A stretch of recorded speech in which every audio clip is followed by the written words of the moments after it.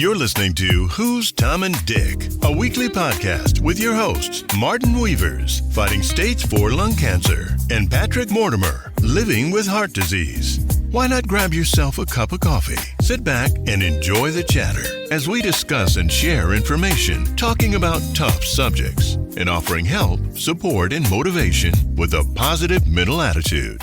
Good morning, everybody, and welcome to this week's edition of Who's Tom and Dick. And I'm joined by my mate Martin again. Hello, Martin. How are you? Yeah. Good morning, everybody, and good morning to you, Patrick, too. And it's a bit drizzly morning, isn't it? Not very nice, but we should expect it now in November. Well, yeah, that's true. We didn't have too bad a summer, but it could have been a bit warmer, but never mind. Looking forward to the interview today. Yeah, we're joined by a very special guest. One I've had the pleasure of meeting before and found it very, very interesting. I'm sure our listeners will find it the same. Today we're joined by a double Olympian athlete, a sports administrator, and also an author. Please welcome to Who's Tom and Dick, Bill Tancred. Good morning, Bill. Good morning, Patrick. Good morning, Mark. Morning, Bill. It's a pleasure to be on your show. Thank you very much for agreeing to join us. Thank you. Bill, if you could just give us sort of a brief history of your life, that would be great to kick us off. Yes, I'm going to go back a few years because I'm now 83. Wow. So I'll go back and remember. You don't look it. Oh, you're very kind. I started my athletics career, I suppose, when I was about 14 years of age. And I think it was my father who was the pusher, the motivator, if you like. Because I liked all sports, but because he liked athletics, he said, you're going to be an athlete. So I started off being a javelin thrower. And then, unfortunately, I came third in the British Championships or the English Championships, and I damaged my elbow. And so I couldn't throw the javelin again. And I thought, good, I'll now play cricket. But my dad said, no, there's other events you can do. Why did you try the discus? So I said, okay, Dad, they are big people, they're tall, they got weight, etc., whatever. But he said, no, have a go. And all of a sudden I had success. And I started to win the Eastern counties, if you like, the Eastern counties. You know what it is like a sportsman. Because you've had a little bit of success, then you want to aim higher. So someone said, I think you can make the English team if you trained. So, like everything else, if you put the effort into it, the work into it, I then was an English discus thrower and then got into the British team.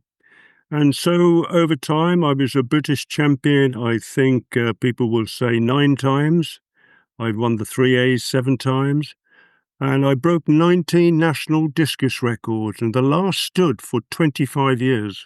Wow. And I look back now, as an older man, and think if I had the sports science background, the sports psychology, how do you compete when you've got anxiety? How do you control your performance? If I had that, I think perhaps I would have been a better athlete. But it's been a wonderful life, and athletics has really made me.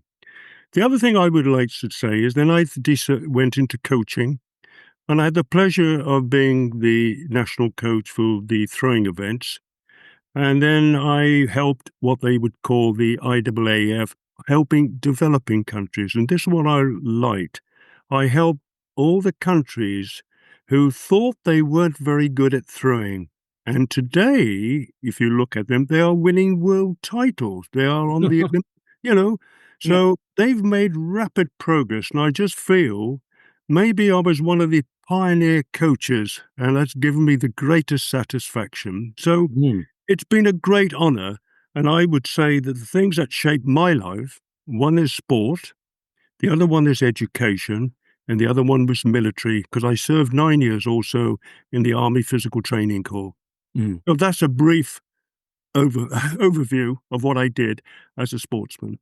So what were these countries that couldn't throw? Well, they were surprisingly enough, they said Pakistan. Anyone who was black said, no, you couldn't do it. They thought it was a white man's disciplines. Really? When you look Jamaica, they've won titles. Who would have thought? They were very good, like Bolt in his sprinting, got the fast twitch fibers. But actually, they've become Olympic champions, world champions. So again, they've had better coaching, better facilities, and actually they've got wonderful physiques, so they're made for throwing. They're dynamic, so it's been good. Talking of Olympic champions, we have one in our midst now, don't we? Yes. I never won a gold medal, but I was very honoured to represent one's country, and I represented Great Britain 55 times, 55 Great Britain caps. And the best thing I ever did, like every athlete, is striving to become an Olympian. And I made it. I came from the county of Suffolk, okay, and I would include Norfolk, if you like. You'd put East Anglia. We had no facilities in the 60s, did we? No. And I had to throw off a road, the old company called Ransom, Sims and Jeffries. Mm-hmm. And all the workers used to go to work to clock in. And as they were going into work, they would all say, "Good luck, Bill, you'll beat those so-and-so Russians, you'll beat those Jaffy, whatever." And I said, "They've got better facilities, have you seen?" And poor old Dad, my late father, would use chalk to use an 8'2" diameter circle. And I had to throw into a field, and it was 4 foot of grass. And I used to lose my implements. And I thought, I'm on the world stage, but I've got not world facilities. Yeah. So again, they teach you the bulldog spirit of saying, if you've got the desire, if you've got the commitment, you perhaps can have some success. That's how I started. No facilities. And we came from, I'll tell you a lovely other story. I went against London. There's lots of Londoners here as well. But when I was a young boy, I went and they said, "Where are you from, boy?" And I said, "From Suffolk." They said, "Where the hell is that?" I said, "You'll soon get to know." They were the things I had when I started. So it was fun. It was really fun. And I came from the great county of Suffolk. Tell us about the medals you won. Well, as I said, I've won the Commonwealth silver medal. That's it, yeah. In Christchurch in 1974. And I was actually disappointed in getting a silver because I was the favourite to win. And I think looking back, and I've told many, many people, perhaps it was not our season. I had to throw in January. And as you mentioned today, didn't you, Martin, about the weather? Well, we were training in this type of weather, but in New Zealand, they had their summer. So they were perfecting their performances in sunshine. And I just think, because it was the 6 months out of tune, if you like, I didn't throw as well as I should have done. But I got the bronze medal in 1970 in lovely Edinburgh in Scotland. And I loved that medal because I was unexpected to get a medal. Oh, right. Wonderful, Yeah. So favourite one time and then... Yeah. So it's like a trough up and down. But actually, no, it was wonderful to say you're a Commonwealth medalist. Yeah. I also competed early in 66, and I got not addicted to it, but it's rum and coke. I used to think the Jamaicans looked after me, but they psyched me out because I didn't concentrate. But that was the last games called the British Empire and Commonwealth Games. Mm-hmm. And after that, it changed to the Commonwealth Games. Yeah. But I love to steel drums. I love the music, even now. And that inspired me to become a better sportsman. Yeah. So you've got to have that grounding, that sort of foundation for success. Yeah. So when you was in the army, Bill, and you was doing all your athletics and all that, how easy was it to get out to do stuff? Did the army let you go? Well, I tell people this, when I was in the 1st East Anglian Regiment before I transferred to the Army Physical Training Corps, which is as you know, the county regiments of Norfolk and Suffolk. Very proud to serve. And I went out to Aden in 1963 and 64, and I won the Middle East Land Forces Championships in the shot, discus, javelin, and hammer. And all the high-ranking officers said, "This guy's destined for stardom. We'll send him back home to England, and he can qualify for the 1964 Olympic Games. You can go, sir." And I had to train in the heat. It was not what I would call conducive for Olympic standard to try and get in a performance. And then the other funny part was, I said, "How can I get home then, sir?" He said, "You'll have to get what we call an indulgence flight." What it meant is that you'd get onto a plane, an RAF plane, and if a high-ranking officer was there, he would take your place. So it took me 7.5 days to get from Aden to England. Oh, wow. I was shattered. So I didn't qualify, and I missed it by a metre.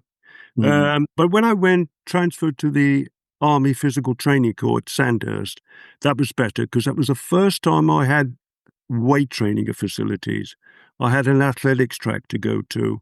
So the Army did help in that respect, and I think they were very honoured and proud that I was a serviceman. They were shocked when I didn't sign on for 22 years, because I only thought if I went to Loughborough, which was now, as you know, the Academy for Sport in Britain, it's actually a wonderful, wonderful place, I thought I might not do as well. So I came out of the army, much to the horror of the army. But I have to give credit to the PT Corps because they put me on the right road to success in throwing events. So yes, it did help immensely. Who were the big names in the team with you at the time? Well, David Henry. Oh, God, yeah. David won as you know, the 400-meter hurdles in 48.1 seconds in Mexico City, and he beat the Americans who thought they would win. And he said, "We'll show you Americans what we can do." And third place was the late John Sherwood, who got the bronze medal. And remember David Coleman saying, "Who cares about coming third? My poor chap just got a bronze medal, you know." So Lynn Davis, who was the 1964 long jump champion. Mary Rand, the Olympic champion of 1964 and world record holder. And the lovely lady, Dame Mary Peters. You know, of course, yeah. You know, they were the golden years. Also, coming in the team when I was coaching, you get people like Lord Coe now, wasn't it? Sebastian Coe, Steve Graham, Steve Ovett. So you see the greatest runners of the time in middle distance running. So I've been very fortunate not only to compete against some of the world's best, but also grew up and become a teammate, if you like, or team companions to the British team, who in those days were successful Olympians, you know, Olympic gold medalists. So I've had an array of lovely, lovely people who are still alive, I think, and we keep in friendship. And that's the power of a sport. You know, the beauty of sport, you build up a lovely friendship, and they come from different walks of life. Yeah. But they're all striving in their own disciplines to become the best. Yeah. Now, they call you the greatest British discus thrower, don't they? How do you feel about having a title like that? It's very nice for that person to say that, isn't it? So I think what it was not so much winning gold medals, it's the longevity of me as a discus thrower, winning so many British championships, so many British national records, and you get points allocated over a period of time and also your performances at major championships. And I think I got the most points, and that's why they gave me the points of saying he is the greatest British discus thrower. It's a great accolade, but that's how they work it out. There are people better. You did hold records for the javelin for years, didn't you? For 9 the javelin years, I did, but the discus was the one, 25 years. And as I mentioned very early in the interview, if I had the sports science background, the sports psychology in particular, because it's not just your body, it's your mind. Yeah. And, you know, how you compete under pressure. And if I had that, then perhaps it would have been a longer record. You never know. Do you think some of the England team, when they take penalties, have... Well, they were.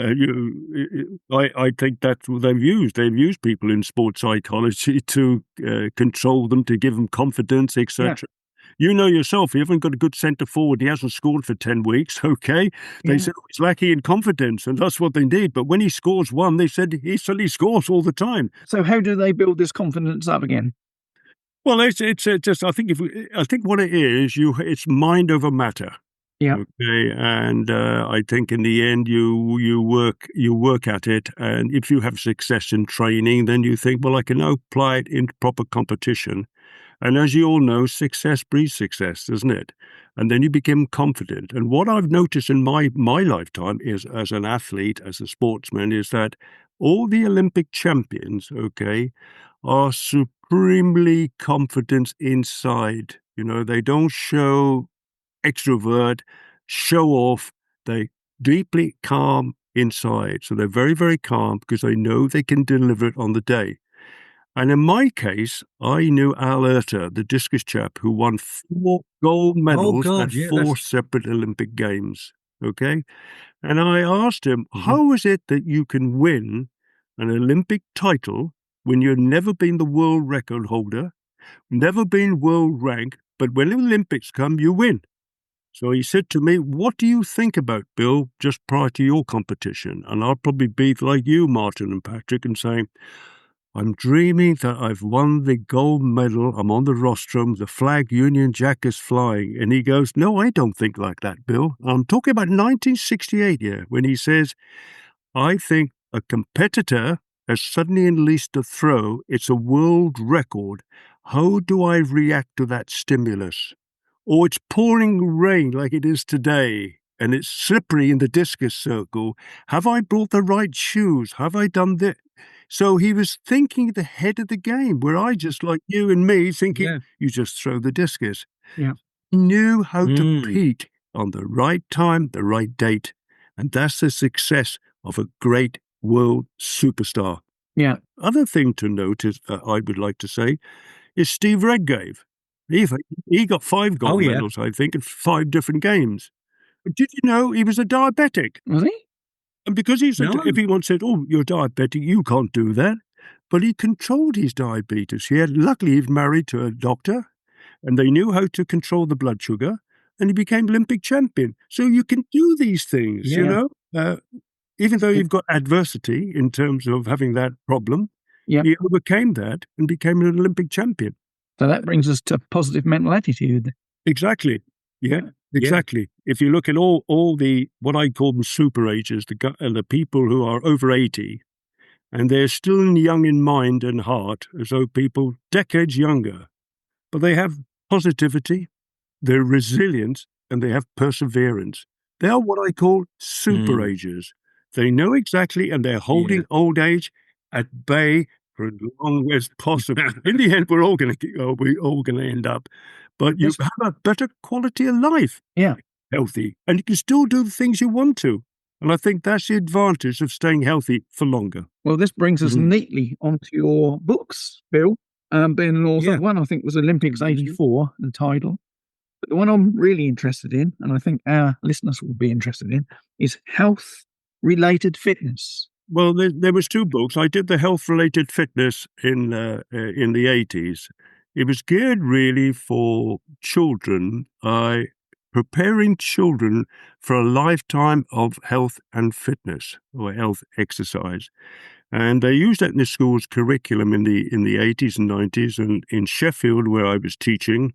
And it became like a national project, and it was part of a GCSE literature book for their exams, because it was teaching you as individuals how you look after yourself. Because in the end, when they leave school, how do they stay and maintain their fitness, etc. But the book I did, I think, when I talked to you, was actually Aging Youthfully, A Way of Life. Yep. And that's geared for the older folk, I've joined the gang now. I'm one of the older folk. And what I really like is helping people to stay as active as possible. Because as you all know, functional decline in the elderly is a gradual loss of your independence in self-care capabilities. And they are shown in walking, getting out of bed, dressing. And what I think I try and help them, because it's a lifestyle choice. I said, if you do these things and help yourself, over time, you'll be able to look after yourself, and you have that independence to do the things independently without having people to help you. And for God's sake, I will say, are you heading for the beach, or are you heading for the care home? I want everyone to head to the beach. And I think stay healthy and you'll have a better life. And that's what I was trying to preach. But it's a lifestyle choice. So how do we do this? Well, as we all know, I think 20% to 25% of our bodies and lives are genetics. You thank your mum and dad. Yeah. Rest you can change. So when I said you can change, you have to then do exercise. And in every walk of life, all the doctors, all the sports scientists are telling you, exercise is like the magic bullet, okay? You don't have to go to the gym and lift weights with all the gorillas, I call them, the strong people or whatever. You can you can walk as well. We've got beautiful countryside in Suffolk and Norfolk, haven't we? All the counties, beautiful. And follow examples like in New Zealand, they call them the green prescription, where they go outdoors and bit of fresh air, go with a companion. So that's another one, walking. And I will say, walk, move around. don't sit down on one's backside for too long. Sedentary behavior is bad for you, okay? And I think the reason as you get old, if you do too much sitting, your circulation's affected. Thrombosis, okay? You get swollen ankles, swollen legs. So again, in hospital for the frailer, did you know there are 3 groups that have been identified by the National Health Service, okay? One is the actives. They're the ones who are all exercising at least 150 minutes per week, okay? So they're okay. They're looking, they can do more. The biggest group are those what we call in transition. They're the ones not exercising as much as they can do. They can still do the things they want to, but if they carry on like that, they'll be joining the 3rd group. And unfortunately, we're all heading there now, Patrick and Mark. We're heading there. It's called the frailer older group, okay? But when you go into hospital, they suffer badly because yourself, you've got relatives in a care home. They don't do the exercise. They could do arm and shoulder work, get the circulation going. It doesn't happen. That's the sad part. Now, the government are at fault here. They don't really look after these poor people.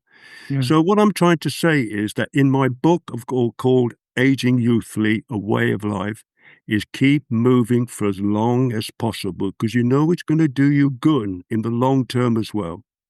But it's a lifestyle choice. When my mum was older, she'd passed away at 88, but like a couple of years before, all she used to do was sit in her chair and watch TV. And I used to say to her, Mum, just get up and walk to the garden gate, just something like that. Do it once a day and you're getting, a bit of exertion and a bit of physical, but bless her, she never would, and she's told me to stop going on. One of the sad parts there, Martin, is that one of the biggest entertainment for older people are the ones watching television, okay? Because they've got loneliness, That's why you got your mental health issues and problems, okay?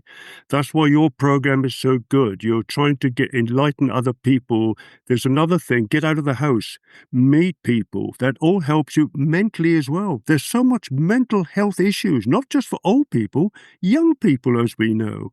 And they have problems. And I think exercise is like what I would call the magic bullet. I'm not asking you, as you said, going to do weightlifting. Just do some exercise, moving. So I think that would be extremely beneficial to all your listeners. Yeah. What about diet? Well, diet, of course, as you know, is important. Your fives, as they say. I have, for example, salads. You have your fruit as well, which is good. I have a lot of white meat. I don't have much red meat, as an example.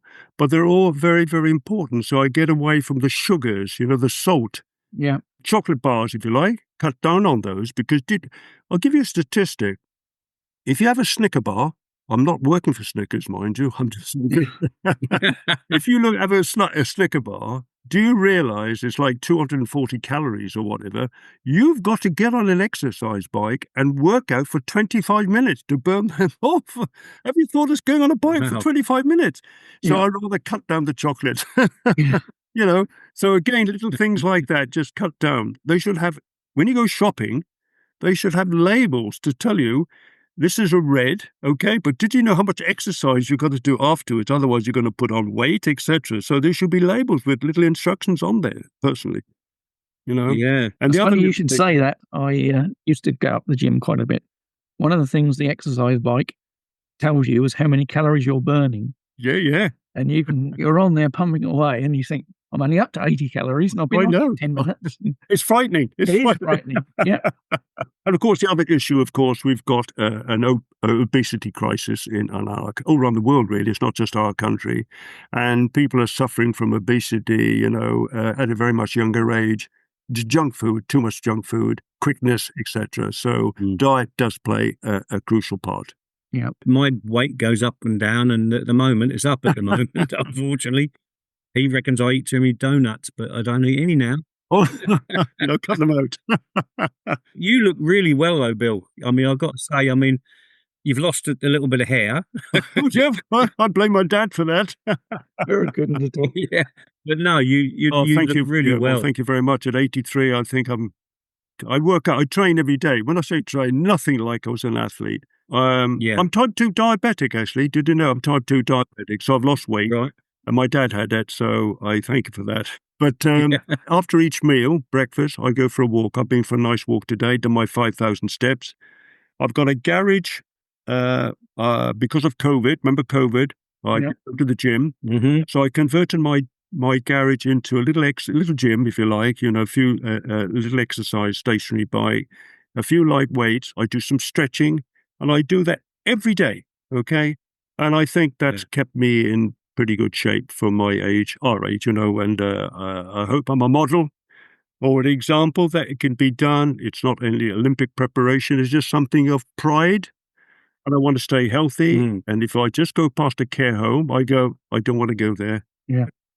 That's a great motivator and an incentive. So do you still look back? You still watch Olympics and things like yes, that? I do. Not as much as I do. I follow football, but if the team loses, you don't watch it as much too.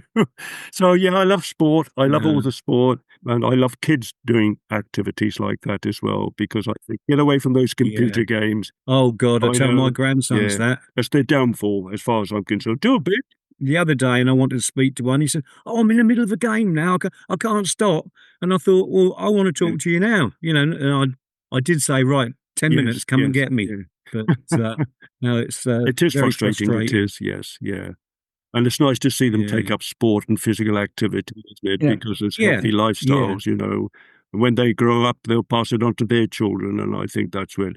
But we do have a crisis of obesity in our country, lack of physical activity. And as you know, it's not good for you. It puts pressure onto the health service as well. And we can't see doctors. There's so much now, more people in our country, etc. So prevention is better than cure. Yeah. When was the last time you threw a discus? Well, one of the problems, Patrick, is from overuse syndrome. A lot of weights, I think I had back surgery when I was in my 30s. I wanted to do all the lovely sports like squash, golf and whatever, and I can't really do it because I have back issues, So I just do health-related fitness. I just do it for myself, etc. But I had to do a talk. Funny, I had to do a talk to a school for a young group of kids. And they brought a 2-kilo discus in, and I said, "Good God, that's heavy, isn't it?" No, I don't think I could throw it very far, even if I did it, So I'm glad I did it when I was young. Yeah. It's taken me all over the world. I didn't make any money, mind you, because I was an amateur. But I've met lovely people. Of course, I've met lovely people. I've travelled to all the lovely hotels. I've been and meeting. It's just been fantastic, Did you have to fund that yourself, all the travel? No, the British team paid for it, So I'll tell you a lovely thing made me laugh. In Felixstowe, they've named a school or the house master of the club, the Tancred House. You got after David Attenborough, it's got the Tancred House. So I've got a school class, sports team, a house team. Used to be Wolves, It's got the Tancred. So I had to go and meet these lovely kids who were in my house. So I went to the little primary skids, and one little boy, there was 300 of them, one little boy put his hand up and he said, "Excuse me, Mr. Tancred," he said, "did you make any money in athletics?" And I thought that was a very good question. And so I said, "No." And another little boy, 3 rows down, thought, and he put his hand up and he said, "But why did you do it?" I thought, what a good question. I said, "Do you know why I did it?" Because I loved it. I love sport, etc. And the whole crew thing clapped. And I had to give 300 kids the all high fives. They loved it. Said, "Can you be a teacher? Can you be a teacher?" I said, "No, I've done my bit." Yeah.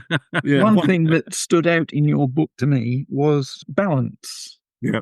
Explain a little about balance. I'm glad you mentioned that, Patrick, because that's one of the main things that affect older folk. Okay, falling.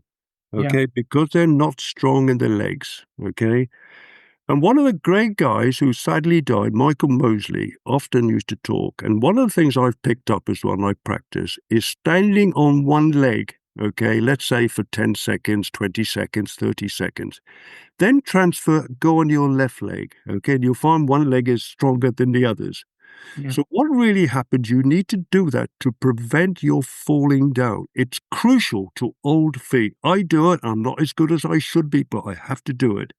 And when you get better and more proficient. Clean your teeth on one leg, okay? Then transfer, and you can see the difference. Or hold on to a chair, practice. Because what actually happens, I think there is statistically, I think it's 10% of your muscle mass of your legs goes weaker, 10% you lose every decade. So keep those quadriceps very strong for as long as possible. And particularly for ladies, when they fall over, osteoporosis, they break their hips, whatever. And sadly, that's the decline of their health. So balance is extremely important. I do it every day. I don't as much as I do, but I do. That's important. And the other one is, as I said, 150 minutes per week you need to do exercise.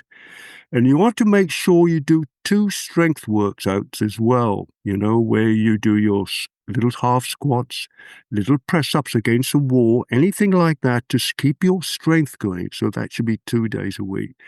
Keep off that sedentary with too much sitting. Get up and move around, then come back and sit down. Don't sit down on TV for 4 hours, because that's not going to do you any good at all.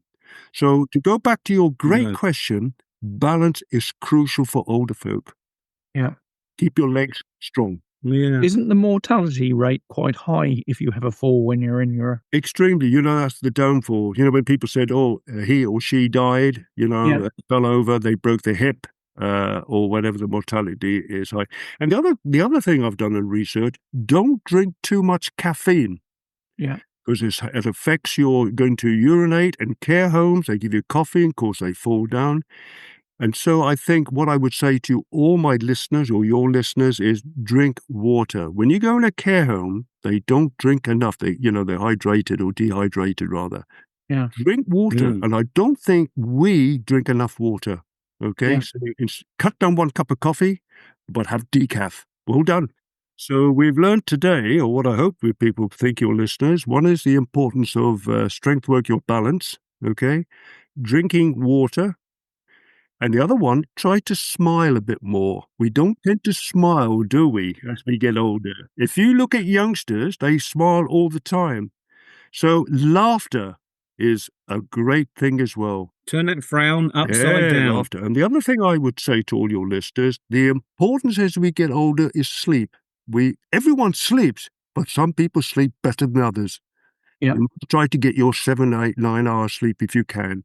Maybe we're taking too many tablets, which destroys your sleep. Too much caffeine, all these things. So sleep is another pillar of strength of trying to remain healthy for as long as possible. Some fantastic tips there. Thank you, Bill. One tip I was given from a nurse recently was to squeeze the skin between your forefinger and thumb. Yeah. And the quicker that returns, the more hydrated you are, apparently. Yes. Have you heard that one? Yeah, I've heard that one. And the other one, when you give blood, and some people can't give blood because they're not drinking enough water. Right. Well, I'll give you another one that people say is having a cold sea dip or a cold shower. Yeah. I think about it, but I've never done it. But one day, maybe I should. I live in Felixstowe, and they're all swimming, these young ones. Bill, when they see me on the prom, come and join me. I will say later, but it's supposed to be good for you. Diet is a huge factor. Yeah. For healthy aging. Exercise. What would you say to somebody who can't exercise because of their health, i.e. had a stroke, suffer from arthritis? Yeah, you can still sit down in a chair and move around your hands and shoulders, get the circulation, try to wiggle your toes, do something, keep moving. I would say another one, actually, and I'm just thinking when you mention all, because I'm thinking it's posture when you get older. Posture. As we get older, we tend to lean forward. I do it myself, 6'4". And when you go see old men shopping, you see how they're all shopping, they're all down. I think if you keep your back and your abdominals stronger and try to stay upright for as long as possible is crucial. But actually, people's posture is poor is because they're losing their muscles, the strength of the muscles, okay? Yeah. So posture, try to remain like a soldier, straight as long as possible. Because it gives you away as being an old person. You don't see young people walking like that. No. Keep yourself very, very strong. So they're the things I think you need to look at. Look at the physique, you look what you eat. There's lots of little things.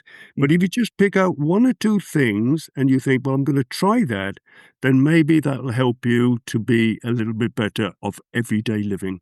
And how do you change somebody from a negative thinker to a positive thinker? Well, it's like I said, it's a lifestyle choice, isn't it? Yeah. And I know that exercise is good for me, and so I will do it. And I think a lot of people perhaps make mistakes in their 40s or 50s and says, well, I'm still young. I don't need to change. You've only got to have one medical issue, and then you'll start to think, oh, I should have done this. So all it is a lifestyle choice. All the science, all the research is telling you that exercise is so good for you. Just do it. It's not hard. For example, they say if you get onto a bus and you got a lift, get off the bus and do a little walk for 10, 15 yards, then get back on the bus and whatever. As long as you keep doing something. So I think it's a lifestyle choice, really. And it's up to you. The mind is a powerful element of all of this. I'll go back again what I said 10 minutes ago. Are you heading for the beach or are you heading for the care home? Yeah. We're always talking about replacing negative suggestions with positive ones. Yeah. And you'll often hear somebody who wants to give up smoke. Yeah. And they'll say, I'd like to give up smoking, but I can't. So effectively, they've already convinced themselves that they can't do it. You should replace that with a positive suggestion, which is, I'd like to give up smoking and I'm going to do so by Christmas. Just thinking differently can help. It's intrinsic. Yeah. It's got to come in within you. You've got to do it. I can't take a horse and drink water. Yeah. No. I'm going to say it's got to come up for you. And I think if you're healthier, this is what I would tell, if you're healthier, you can still do the things you want to do it, and I think that's a blessing. I'm in my 80s, and I don't see anything different apart from Martin saying, Bill, you've lost your hair. Yeah. I can still walk so far. I'm a good one to talk. So it's got to be intrinsic. You've got to have that desire. You've got to have that sort of commitment. Yeah. But if you do it, you'll feel better. The quality of life will be better. Yeah.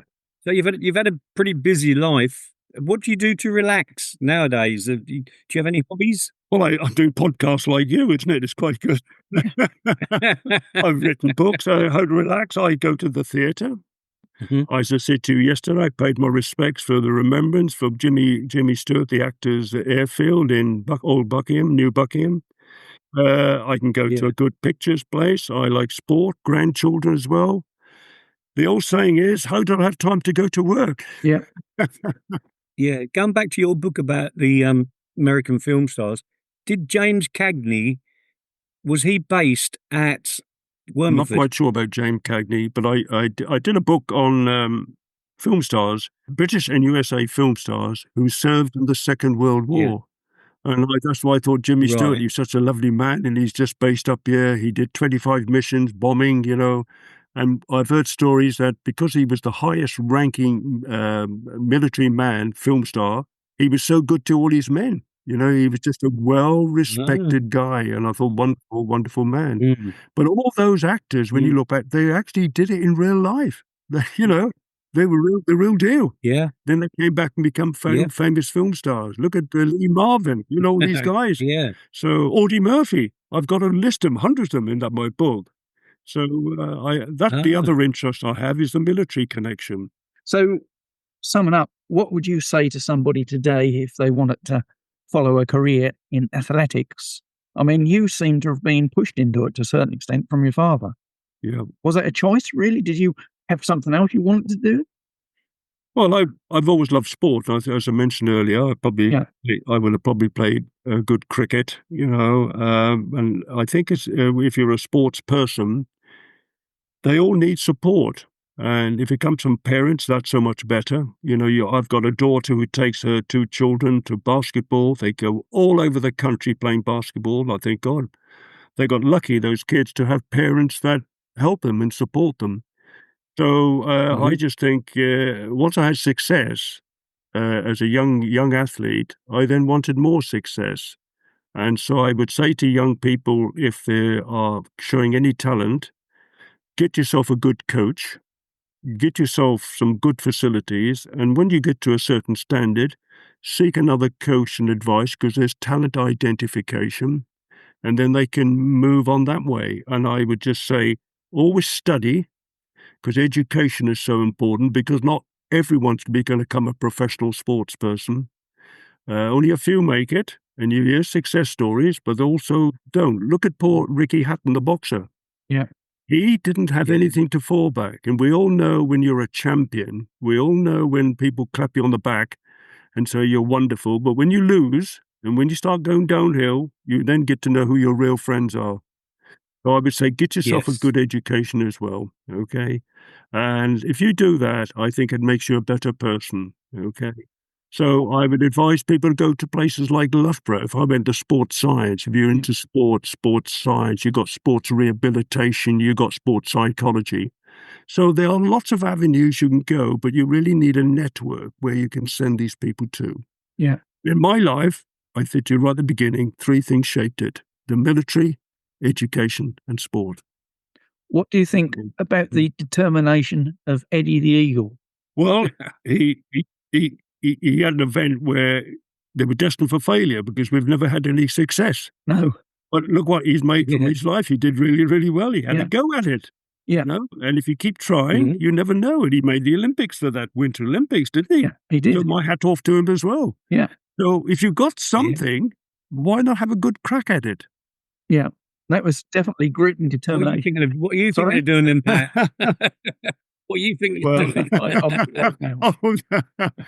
No, he certainly had grit and determination, without a doubt. And he also come up against a lot of obstacles with the Olympic team selection, didn't he? Yeah. Well, of course you do. It's also what I tell people, and you know yourself, so I can't tell you to suck eggs. You have sometimes failures. It's how you pick yourself up and how you learn from that, that you then become better. Yeah. I've had lots of failures. Yes. You know, when people said, you'll never become a discus thrower, I'll prove to you I can. And that's the determination. When people say you can't, there's a thing my father used to have. He says, you can't. And he put the word C-A-N apostrophe N-T. He cut the apostrophe out and the N-T, and this is you can. Yeah. So there's no such thing as you can't. You can. The human being is a wonderful, wonderful thing to try to overcome adversity, you know, and I think you can do that. You can make something. Yeah. So which was your favourite out of the javelin or the discus? Hasn't it? Because that made my name in the end. So that's been good to me, you know. But one thing I would say is a discus, because I was an amateur, there was no money in it. And my first teaching job in Ipswich at Tara Rampart School, which is no longer there, I came in the room and all the staff members said, here comes Mr. Muscles. Okay. And I was known as Mr. Muscles. And I didn't want to be known as Mr. Muscles. I wanted to be known as part of an academic. And that taught me that I must get my degree. And that was the drive. That was the incentive. And then later on became Professor of Sports and Exercise Science. Yeah. So it shows you've got a healthy mind and a healthy body. What a combination. Yeah. Well, Martin, we talk about setting ourselves up to fail. I mean, Martin's a perfectionist in this because he supports Arsenal, of course. And he never learns. Never learned. No.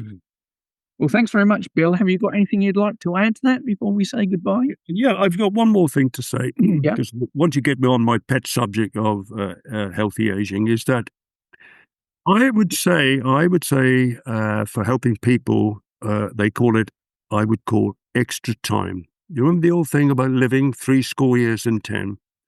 And when people hit 70, they thought that was the end of it. Okay, but I would say it's an opportunity for you all past 70 to do all the things you still want to do. So make use of your extra time. Didn't David Hockney become the world's foremost iPad painter at 73? Look at Sir David Attenborough still doing documentaries in his 90s. There are so many things you can do. So I would say make use of your extra time, okay? And if you do, look at the things you can do. Wonderful. Life's wonderful. It's worth for living. You've given us some great tips there. Yeah. Thanks very much. Thanks very much, Bill, for joining us this morning. It's been absolutely brilliant. I'm sure we've all learned a lot from that, and hopefully we can all get a little bit fitter. Thank you very much to both of you. Look after yourselves and good luck. Thank you very much indeed. Bye-bye, Martin. Bye-bye, Patrick. Thanks, Bill, for that. That's great. That was excellent. Thank you. Thanks, Bill. Bye-bye. Take care. Well, I hope you've learned a lot from that, Martin. I certainly have. And I look at myself and think I need to do some more dieting and exercise. You do quite a bit of exercise with your wood cutting and stuff like that. I do. It doesn't matter how old you are or what condition you are in. I think Bill was saying there are still elements of exercise that you can do. Doesn't he look good for his age, though? He's very good for his age. He certainly practiced what he preaches. Yeah. There's no doubt about that. That brings us to an end of another podcast, Martin. It does, yeah. I will see you next week. You will see me next week. Thanks very much for listening, thanks, everybody. Guys. We'll see you next week on Who's Tom and Dick. Yeah, bye. Bye. Bye, everyone. You've been listening to the Who's Tom and Dick podcast with your hosts, Martin Weavers and Patrick Mortimer. If you enjoyed this episode, please subscribe to the show on Apple, Spotify, or your favorite streaming platform. New episodes are available every Friday. Thanks for tuning in.